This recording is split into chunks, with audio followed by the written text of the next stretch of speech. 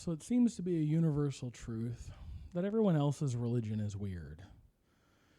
Everyone but the one you grew up in. Like, we're just blind to it. It's weird too, but we don't see it.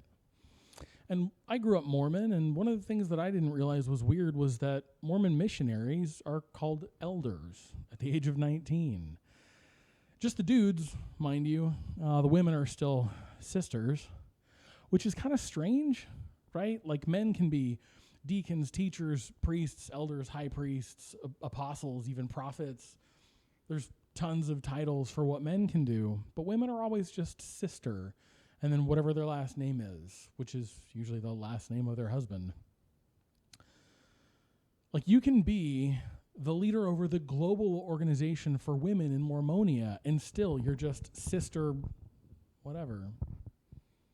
And that's strange. Like, it seems like it's this really clear signal that says, this one's mine. She's my wife. I look at her that way, but to the rest of you, she's your sister. This is not a sexual being. You don't get to look at her that way. And in fact, we've completely removed that entire aspect from her identity. We can do that because she's property.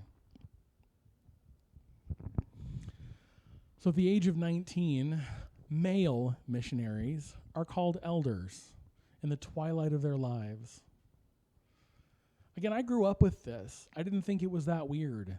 I just sort of rolled with it.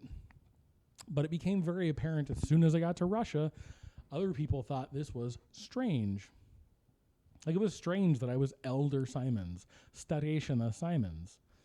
And that's the word, Stareshina.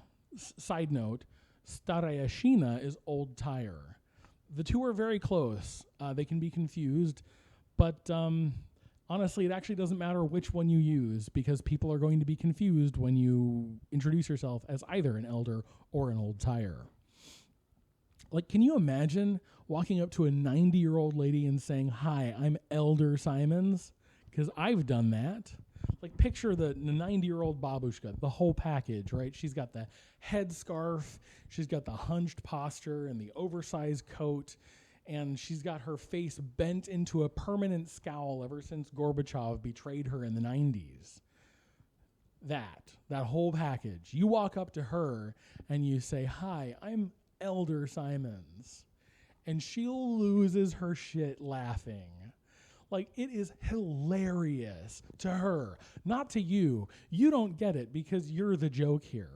But she is slapping her knee and howling like it's the funniest thing she has ever heard. She is laughing deep belly laughs. Like, she hasn't laughed this hard since her son Ivan made that joke about Putin, and they all had to laugh as if Ivan's life depended on it. It is just joke, comrade. Just joke. She's 90. You're 19. She's lived 4 of your lives and change. More if you consider the fact that it takes us at least 15 just to get to the point where we can wipe our own asses and feed ourselves and cobble together some meager collection of unique thoughts and experiences that make up an identity. An elder at 19. "Hi, I'm Old Tire Simons." And I got food poisoning in Russia. If you've never had food poisoning, then you don't quite understand this. You probably think that food poisoning is what happens when you make bad decisions, go to Taco Bell, and then you can't trust your farts for a few hours. That ain't it. No, real food poisoning, this is where you spend way too long just forcefully ejecting fluids and other things out of both ends. This is persistent double dragon, the kind of thing that really makes you wonder, how can the human body go through this much pain for this long and still be alive and conscious? And you really wish you weren't conscious for it. I remember I had it in Moscow. So I was in Moscow the day that it came on, only for a day. I was headed back to Siberia in the afternoon. I was with a group of 4, and all 4 of us were going back in the afternoon. We only had the morning to explore. So we were going to explore Moscow, and we had kind of a short list. Here it is. We were going to see Red Square. We were going to see the weird old corpse of Lenin, which is like mostly wax now. And we were going to go to Pizza Hut. And if you don't know why Pizza Hut made the list, it's because in the early 2000s in Siberia, there really wasn't pizza, and we missed it.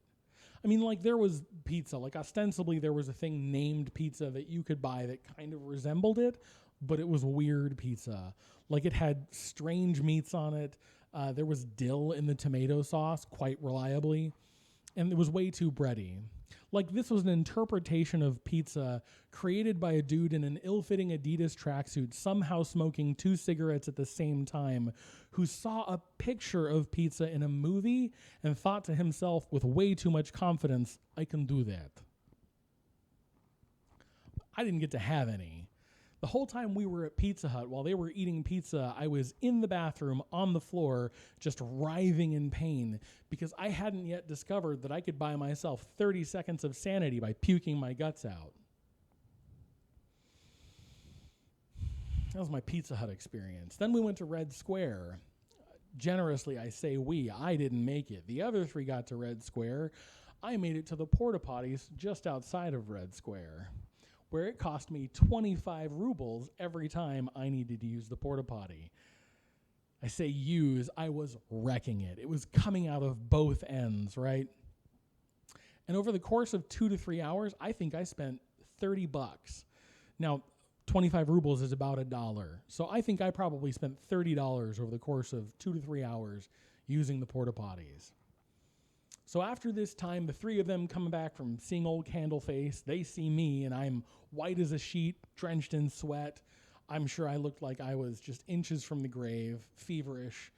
And we made the sensible decision to get a taxi to the airport. Not the hospital. No. That would make way too much sense. No, I mean, in hindsight, I absolutely should have gone to the hospital, but I was young and immortal, and we had a plane to catch. So we get in the taxi and go to the airport. And I know that you're not going to believe me when I say this, but this was actually one of my favorite memories. Like, don't get me wrong, it was awful. It was hell. I was in incredible pain. My stomach, my insides were just burning and churning. I was feverish and dehydrated and sweating. I was desperately trying not to shit my pants or projectile vomit onto the dashboard. But about halfway to the airport, I started laughing. Just laughing. And I'm sure my traveling companions were seeing this and thought to themselves, like, there he goes. I guess he's just, I don't know what this is. We'll see if we can recover him on the other side. It's probably the fever. But I was laughing because I had this thought. Despite all the pain, the discomfort, in the middle of all of this, I died laughing because of this thought, which was that I finally am Old Tire Simons. Because just like an old tire that's been run dangerously thin, I am one pothole away from a catastrophic blowout in the middle of the highway.